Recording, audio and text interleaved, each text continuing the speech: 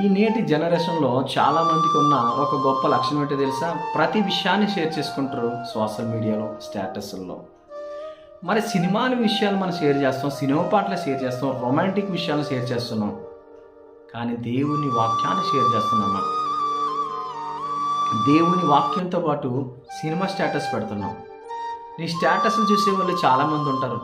నువ్వు పెట్టే సినిమా వారిని బ్రతుకుని మార్చలేకపోవచ్చు, కానీ నీవు పెట్టే దేవుని వాక్యం తప్పకుండా ఎదుటి వ్యక్తితో మాట్లాడుతుంది సూటిగా దేవుని వాక్యం. మరి అలాంటప్పుడు దేవుని వాక్యం పెట్టి నీవు కూడా దేవుని సేవలో నేను కూడా ఉన్నాను, ఈ స్టేటస్ ద్వారా నేను కూడా సువార్తను ప్రకటిస్తున్నాను అని ఎందుకు అనుకోకూడదు?